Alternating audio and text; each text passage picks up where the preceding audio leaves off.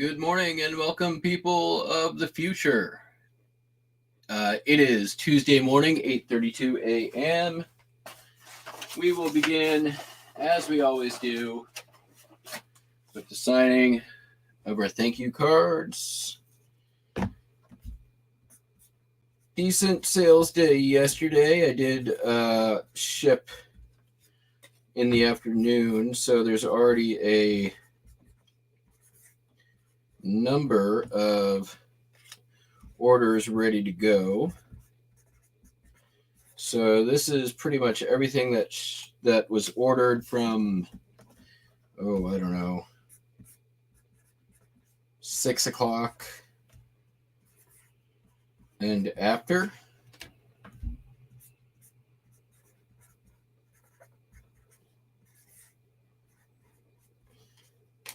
So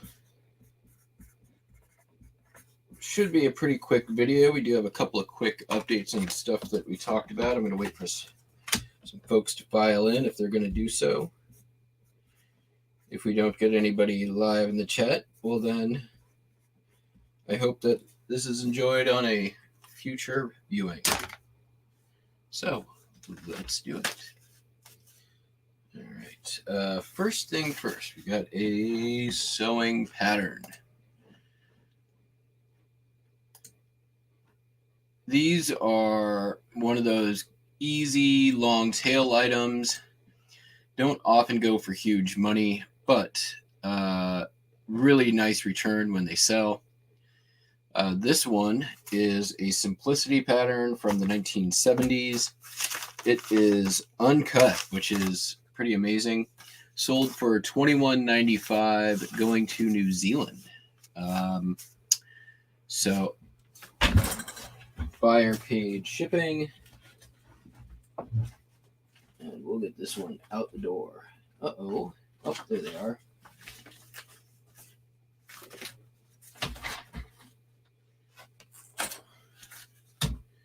Make sure we can see if I can get this cheaper if I go lighter weight. Nope, gonna be the same no matter what.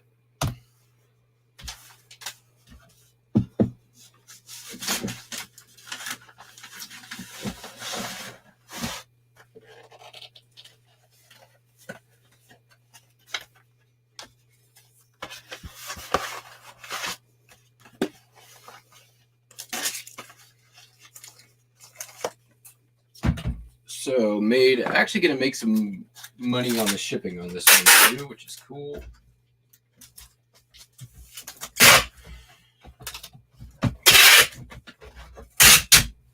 So probably paid $0.25 for that pattern, maybe less. And turn that $0.25 into, $26 before fees? I'll do that just about any day of the week.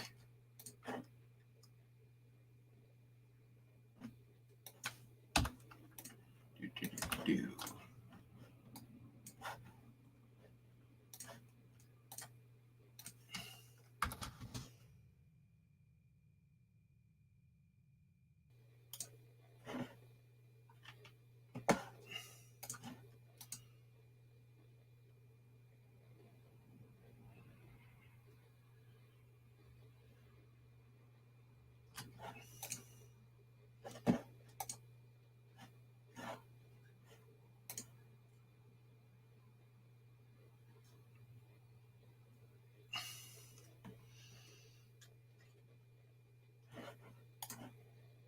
All right, one down. 7 to go. They're all pretty easy today, which is nice. Shouldn't take more than 15, 20, 30 minutes. We'll see.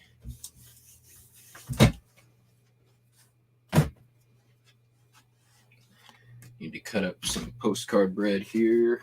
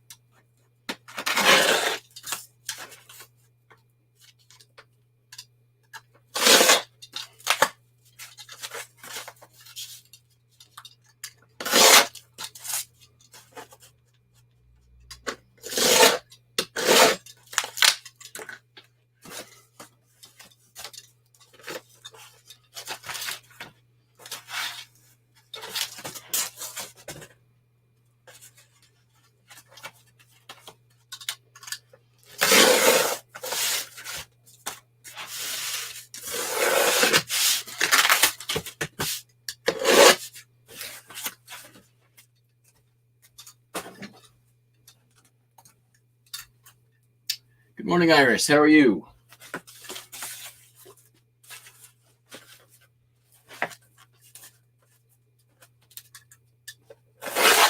We are not going to be a super long one today, but wanted to pop in. Had a couple little updates on stuff we've talked about previously on the channel. We may get to that today. We'll see. Not gonna be a super epic long 3-hour live like we did a few days back. I got stuff to do.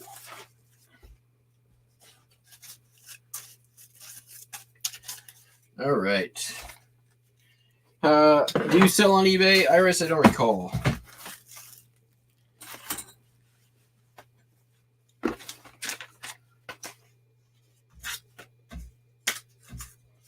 First up, a postcard. This is a Audubon, done by the Audubon. John Audubon, is one of his sketches of these here birds. They are the Ectopistes migratorius, or the passenger pigeon. How have your sales been recently, Iris? I'm curious. I've experienced myself, and I've seen some murmurings out there on the interwebs that dog-eared books. Oh, nice.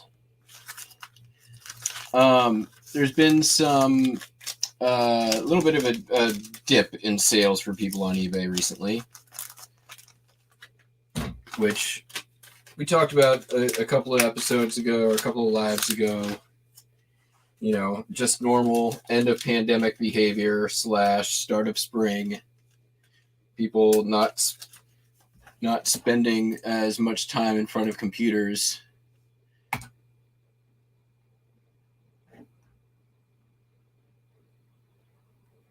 All right. There it is.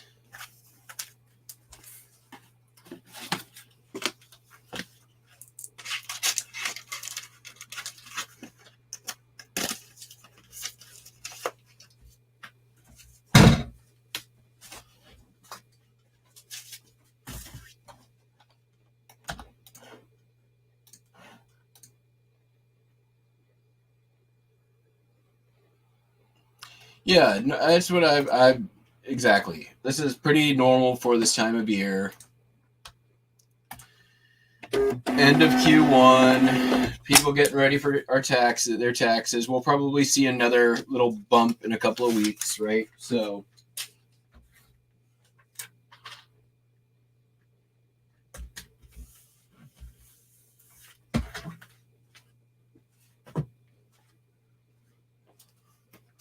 next is another postcard from the Pinnacle in Albany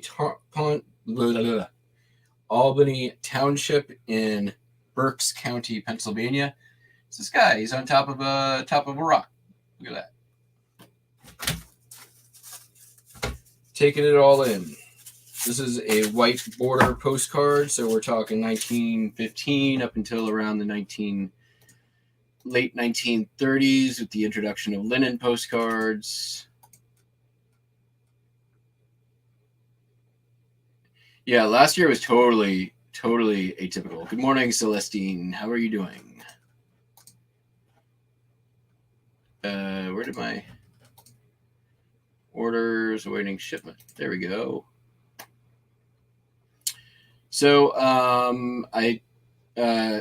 American Bubble Boy got in contact with me, and I basically just explained to them, I'm like, here's the deal, dude. Like, I sent him a picture of some of my torn bubble wrap. I'm like, this happens every time I try to, not every time, but most of the time when I'm trying to, perforate the bubble wrap. And I'm like, just feels weak. And when you deal with bubble wrap as often as I do, you kind of get a feel for the good stuff and the not so good stuff. And I got to say, I feel like I got a batch of not so good stuff. And that's surprising. Your service has been really good. You guys are super fast. And, you responded to my message on Easter. I got nothing else bad to say, but the quality of the product just, in my experience, hasn't been there.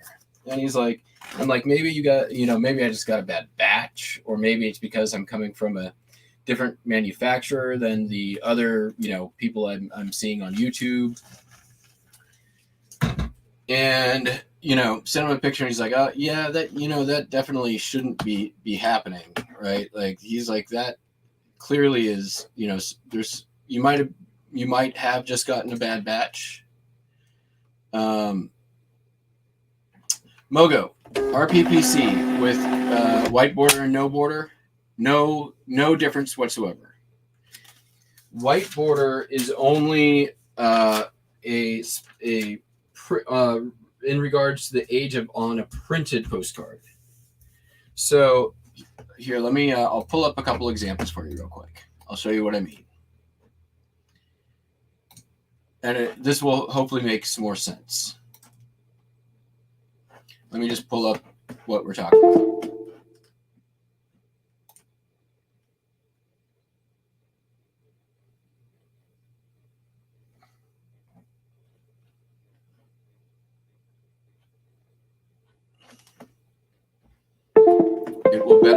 It will better illustrate my point. My mouse is freaking out.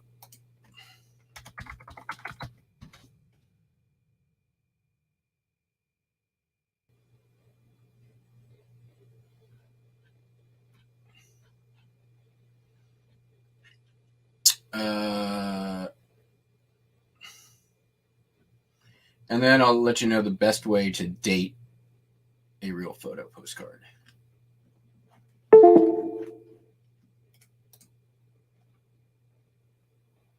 All right, so this is a, nope, okay, that'll work. And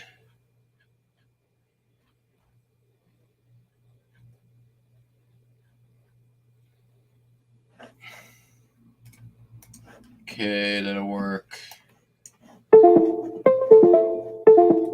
Stupid mouse, stop it.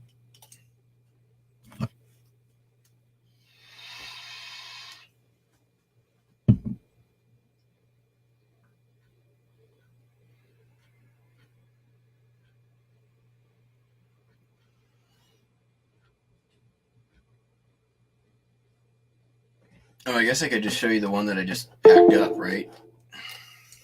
Rather than trying to search through all these. Probably be a lot easier, I would think. Okay. Man, stop it. What's going on with my mouse?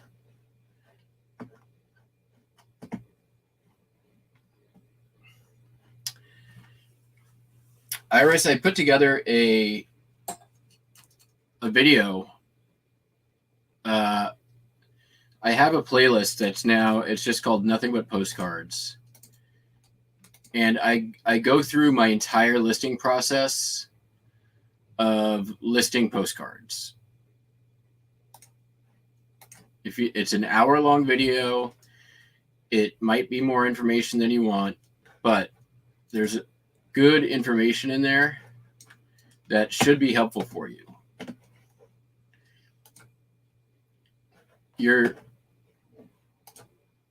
All right. That's a real photo. Okay. All right. So here we're going to have a quick little thing about dating postcards, right? So, come on. Why is my mouse being such a jerk?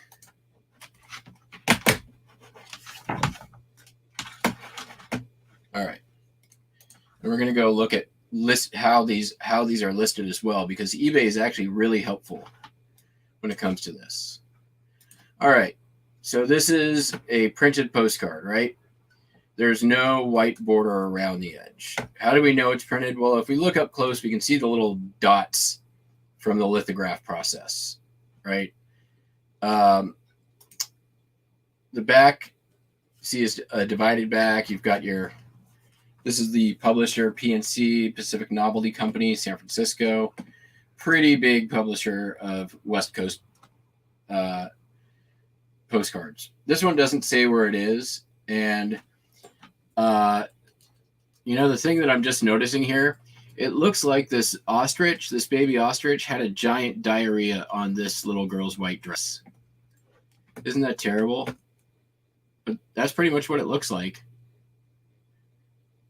Anyways, so there's that. On a printed postcard, this is a white border postcard, right? The reason why these happen is the people who were making these postcards were like, we're spending a lot of money on ink here. Maybe we could save a couple of fractions of a penny if we just don't put any ink around this white edge. So they started doing that. Now, when you're talking about dates of postcards, well, sometimes you get lucky and there's a postmark on the back and then you've just got a date, right? But you can actually, and these dates are approximate, you can go into the era of a postcard right here and check this out. Divided back. So that's what this one is, because we can see that there's a division on the back. The postcards before this won't have this line right here. Okay. So again, eBay makes it really easy for you to date if you can figure this part out. Here's the white border, 1915s to 1930. After that, we've got the linens when war happened and people started using linen postcards. And this goes up to 1945. It's closer to around 1950. And then the more modern chrome postcards. So there we go. I don't know what I've never seen a Pioneer postcard or postcard. Private mailing cards I run into every now and then. And it'll usually say on the back, private mailing card. But this one is a undivided back, so we'll just update that real quick. Might as well, since we're in here. That's really all that we need to do. Update. Now, on a real photo postcard, these get dated just a little bit different. So this is obviously Santa Clara, California, schoolhouse. Look at all those kids. I don't believe I was able to pinpoint exactly what school this was, but here's how we date these. There's always going to be a stamp box on back. If you can't see the stamp box, that usually means either it's been mounted and there's a bunch of black gunk right here, or it's been posted. Somebody mailed it, in which case there'll be a postmark and usually a date. So easiest way to date is there's a website here called Pales. So we'll just do Pales, RPPC. We can go to Real Photo Postcards. And look here. You just look up the stamp boxes alphabetically. So we'll look up A. This one says Azo. And ours has 4 little triangles right there, and it says Azo. So we'll go down here. 4 triangles. Nope, those have some pointing down. Nope, there's some up and some down. Here we go. There's our 4 pointing up. So we know our date range is 1904 to 1918. Now, if we wanted to get crazy, we could go back to our postcard and start looking at the clothing, maybe the shoes, or some other clue in the postcard that might tell us where it's from, or when it's from, or where it's from. The clue on where it's from is right here. Spoiler. All right. Did that help? Hope that helped.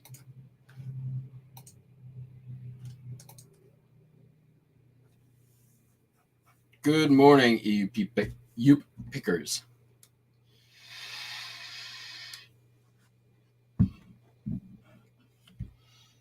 The date on the building, I believe, is the address, maybe. It might be the date of the construction. Not sure.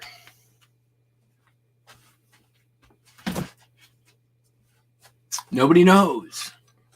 But I think it could go either way, honestly. I'll let whoever is buying it from me decide. Next postcard going out. This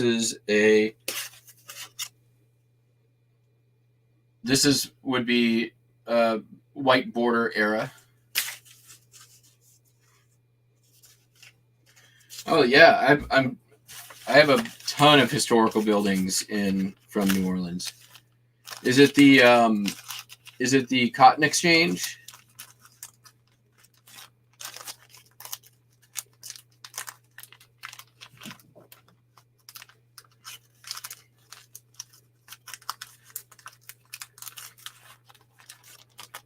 Might be.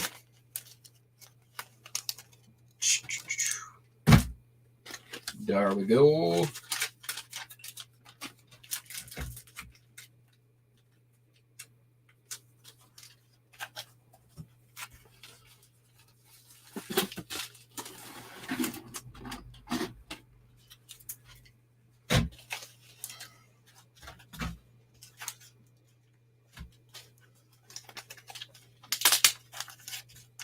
No, my cap is the Seattle Mariners from Irish Day.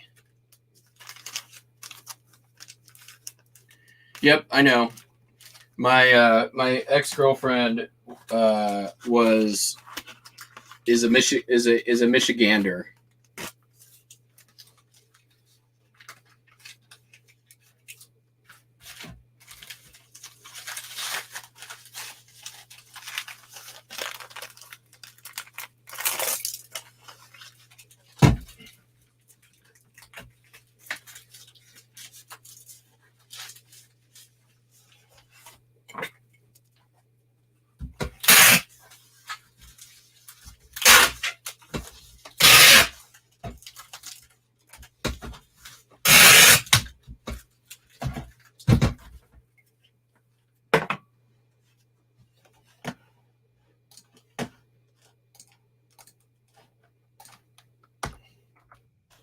All right, so that is Mogo. Was that helpful for you? And Iris, you as well.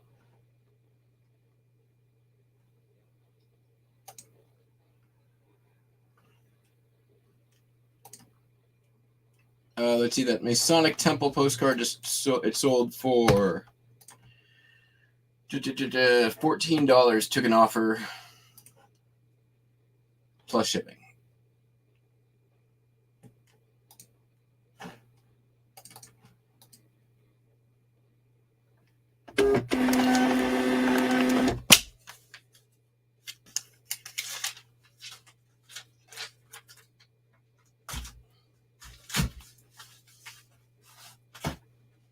All right, and our final is another Pennsylvania postcard. Oops, I need another.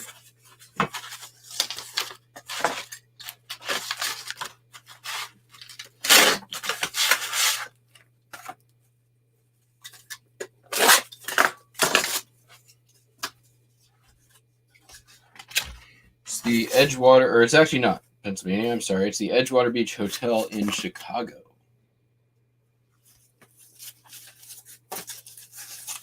Well, Iris, you can always go back and watch the video again.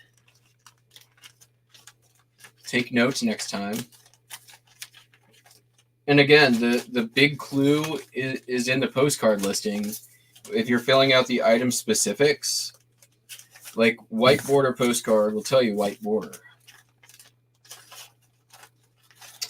I will tell you your cards, depend. I don't know what they are, right? So, if if they're good content, it's really if you're doing lots, they're gonna do best if they're like similar content or similar places.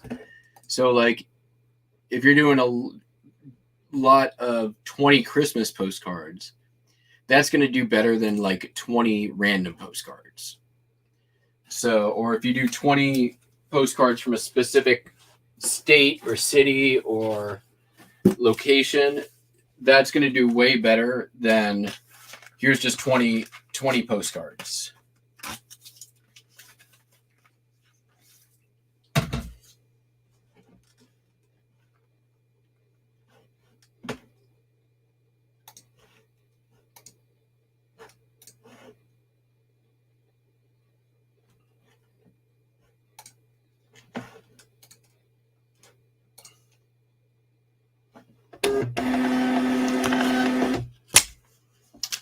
So,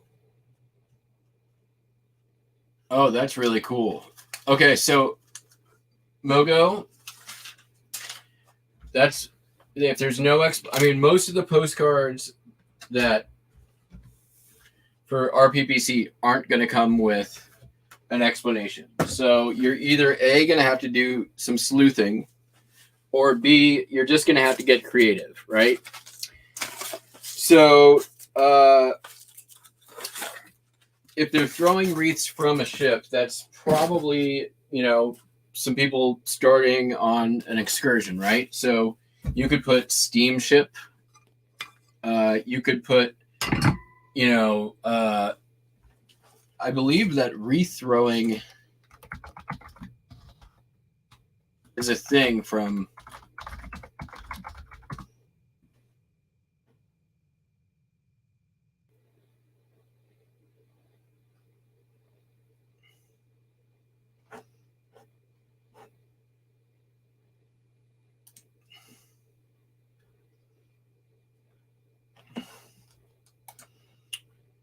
So let's see here.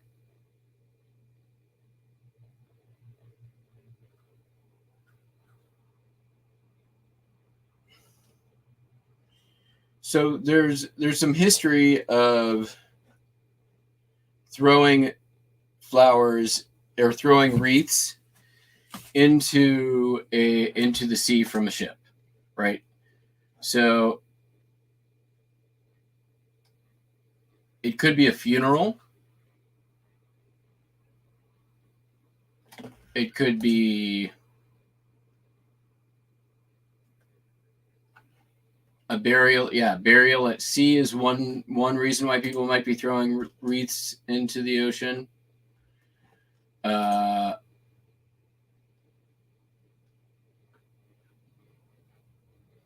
Yeah, I mean,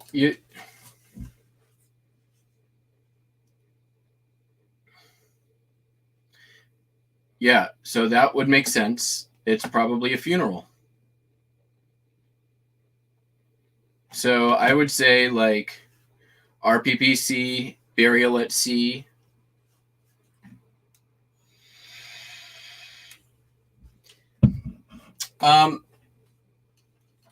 So how do you price something like that? Well, one, high. Two, make offers. Three, make sure you're charging shipping. So I would probably say like $54.95, make offer. Or you could look at, go search for like, are people buying, what have like some funeral RPPCs sold for? Or, yours might be a little bit more unique. If you use WorthPoint, I would totally look up burial at sea RPPC.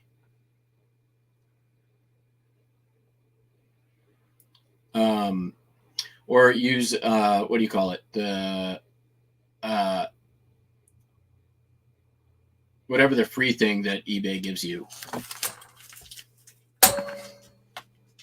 Terapeak. That's the one.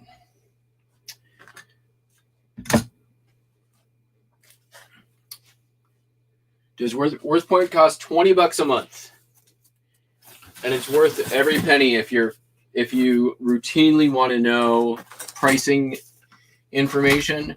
It's not, automatic, and for me, I'm just using it to see, are there a lot of, do people buy these things, right? Is there a sales history for real photo postcards of a burial at sea, right? So if I see that there's been quite a few sold, well, then I'm going to be like, okay, well, obviously there's some people out here who collect these, or there's a market for them. And I'm not necessarily looking at the specific sold prices. I might use it as a guide, but it's not necessarily the end all be all.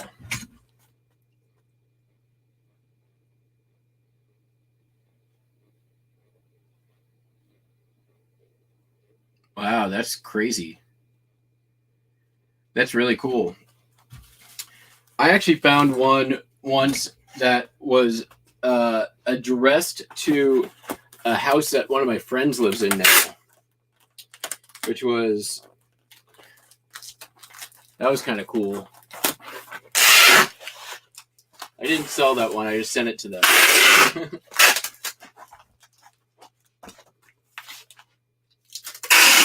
Oh, by the way, this was a John Denver record sold for $11. No big deal.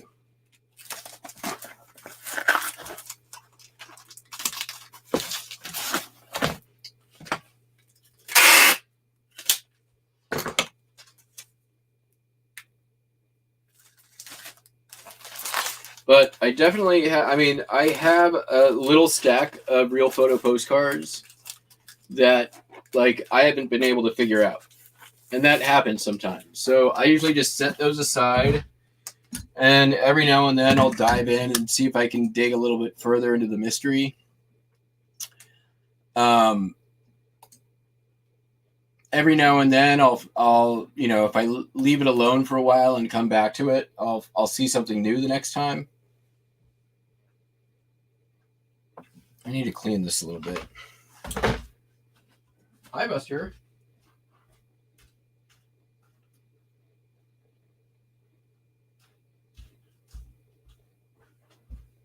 So, I mean, you know, not everyone is going to be completely evident.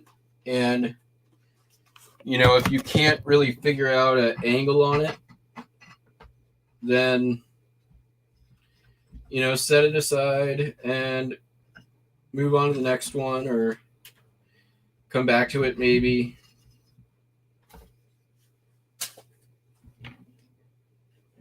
It can be very easy to get sucked down a research rabbit hole when it comes to Real Photo postcards.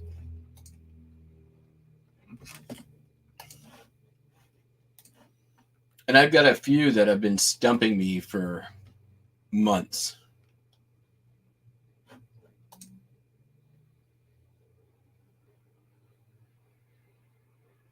And it's always something where it's like there's almost enough information there for you to be able to figure it out, or there's enough information there but you can't find anything to match it up with. You can't corroborate your evidence in any way. And those are the ones that just drive me bonkers. Next up, I've got this cute little mousy cheese plate thingamajig from 1975.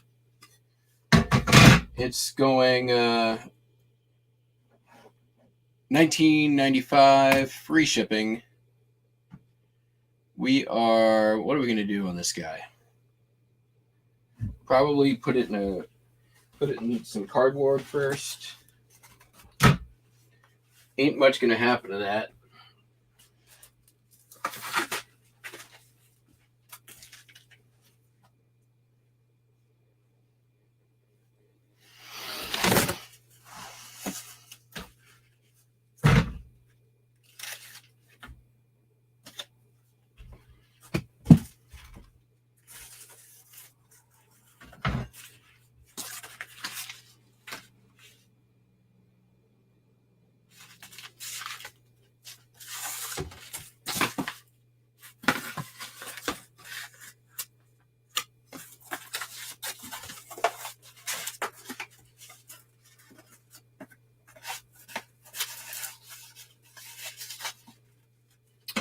I'd also recommend, if you guys are wanting some more like insight into sort of my pricing strategy, it's derived partially from, in some cases, from the auction.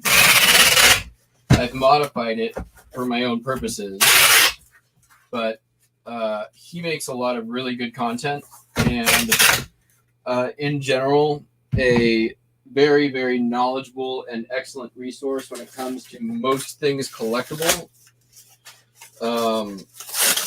especially vintage collectibles. So I would recommend checking out that channel.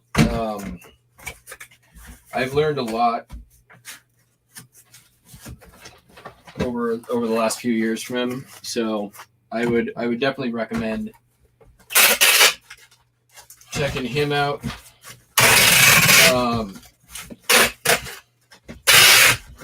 There's a former YouTuber, and I've talked about him before, Popeye's Postcards. You're not going to find any of his content anymore on YouTube. There's a couple of interviews he did with other channels, though. If you search, there's a podcast that I listen to as well, Scavenger Life. You might be familiar. They did an interview with Popeye's Postcards, which was, several years ago, and actually my first sort of aha moment when it came to postcards. At that point, a few years ago, I didn't know what a real photo postcard was. I had never seen a real photo postcard up until that point, or at least known I had seen one. And after listening to that, I'm like, well, now I gotta find these things. That sounds really, really cool. And eventually I found one, and then I found hundreds, and now I found thousands. How do I source for new stuff? Good question. Well, a lot of different ways. One, I definitely use the traditional, thrift shop / garage sale, yard sale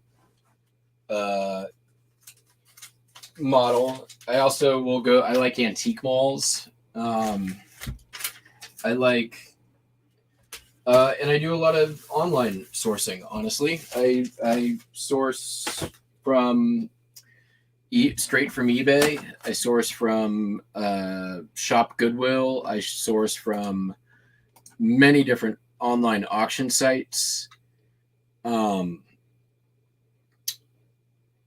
I really anywhere, right? So at this point where I'm at in my sort of reselling career, I still like the hunt, but when the thing that going online allows me to do is target my sourcing, right? So if I know that I want to stock up on a particular item or category, I can, make sure that I'm dedicating dollars specifically towards those specific items. We've only got one more to go, y'all. That's great. We've had a fairly productive morning here. I'm going to pop this one up on the screen. I just listed this the other day. They're actually already, this is how I store my glassware. If you guys are worried about glassware, let me introduce you to my method, because it works, and I've never had an issue with this. So anyways, this is what sold. 2 of these coffee mugs.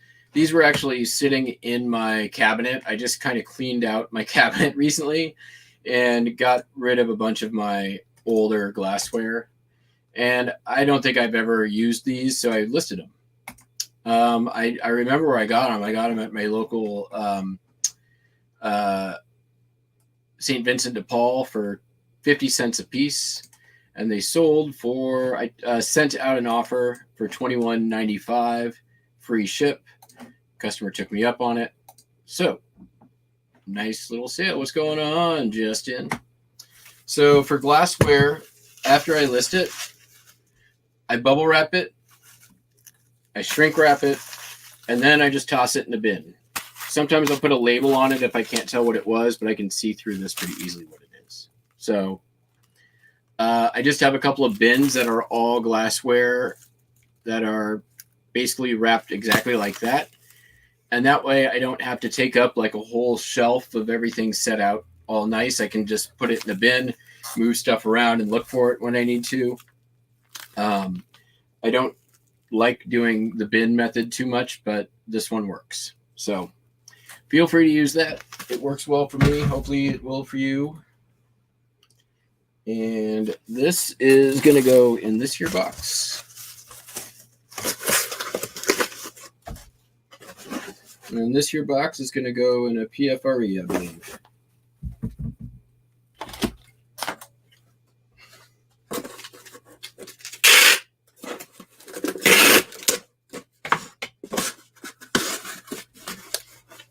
Let's make sure that the math works out on this one ahead of time.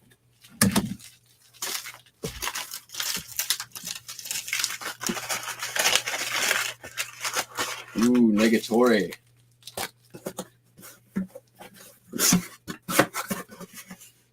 What if we cut her down to size? I like that. That's what we'll do. And then it'll fit. Famous last words. You guys know, you guys have heard that from me before.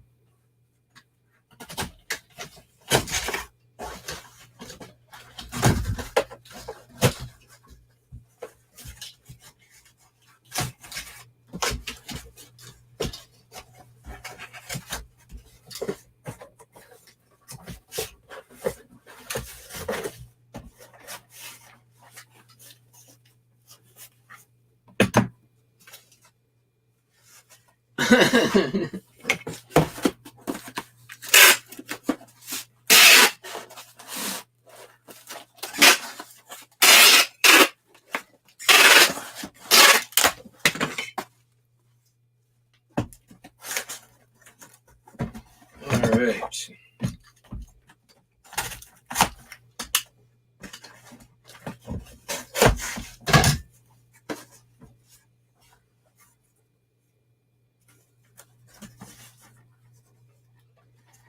So now,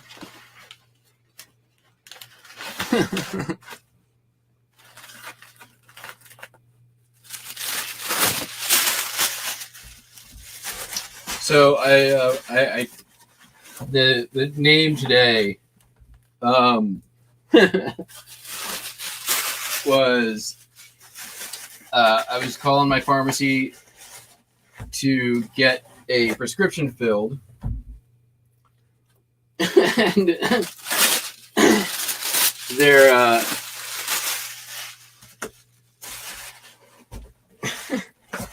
they asked me, you know, what's your insurance? And I totally just brain farted. And I was like, Kaiser, like, I was trying to say Kaiser Permanente, but for some reason my brain just went straight to Kaiser Soze when I say Kaiser. So I kind of merged the two, and it came out as Kaiser Sozamente.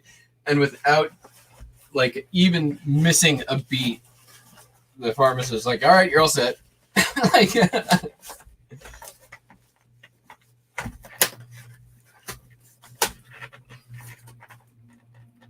all right, that's pretty well padded.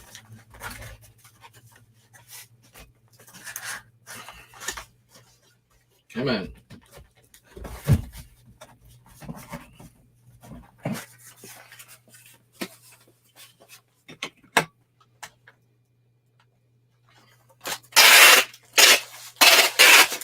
So, we updated on American Bubble Boy.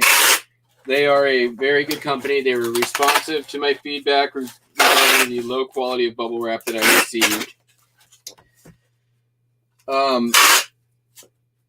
I basically told the guy, I'm like, I'm not looking for like free stuff or credit or anything like that. I'm just wanting to give you my feedback. And they were very appreciative, and they ended up giving me a partial credit on my order anyways, which was very nice of them to do. It wasn't necessary and not what I was after.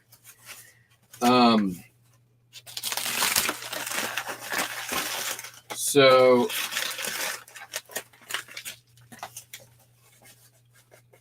in the end, I will say they're a good company. I probably ended up with a bad batch of bubble wrap. Let's see, what was the other update? Oh, yes. So, about a week ago, some of you might remember there was a little thing in our chat regarding ending and restarting listings versus merely going in and changing prices or adjusting prices, etc.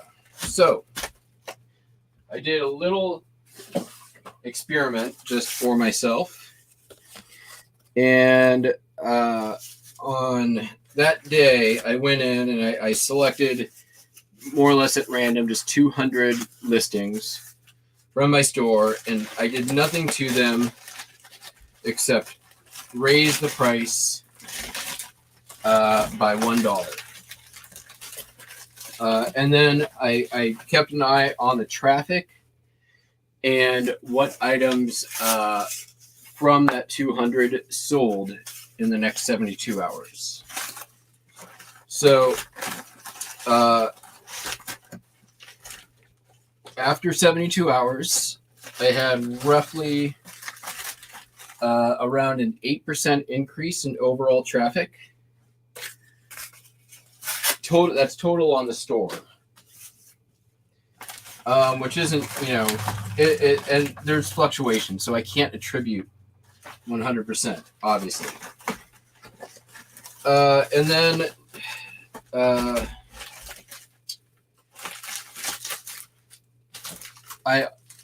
after that 72 hours was over, I then selected a different 200 listings.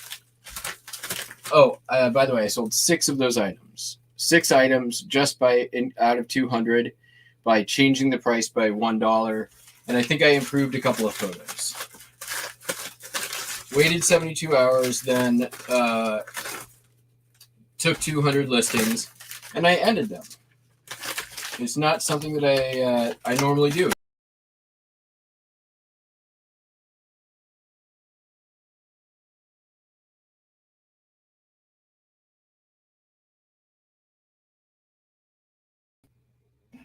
I'm back. Sorry about that. Cameron, you made it just for the end. So, in 72 hours of 200 ended and restarted listings, I sold 3. And there was no traffic increase whatsoever. In fact, my traffic went down after ending and restarting 200 listings.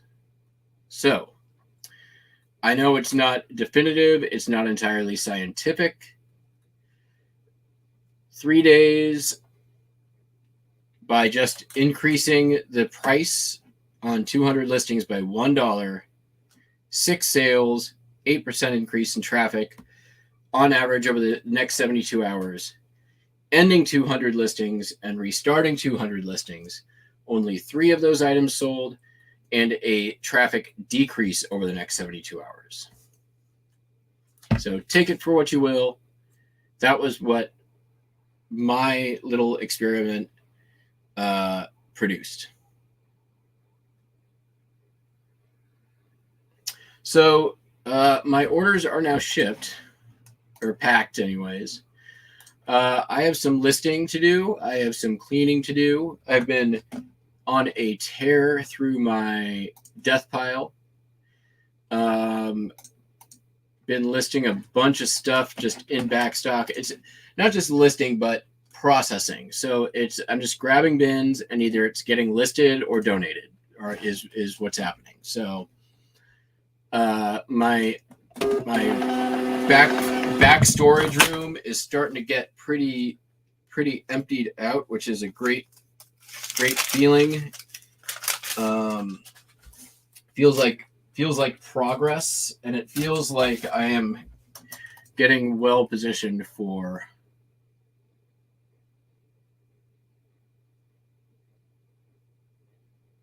tweaking. Yeah, I don't end them. It doesn't matter if they're ending, but yeah, I go in, and as a daily habit for me, I go in and I tweak keywords, improve photos, and sometimes just as simple as changing the price can change how you're going to show up in searches. Oh, thanks, Cameron. You know, I don't like labels except when I'm wearing them. Hi, Buster. You want to say hi to everyone? All right. Well, you showed up just in time. So I'm gonna be closing it out here. We'll probably do another one tomorrow, depending on how sales go. You want to say hi to everybody? No?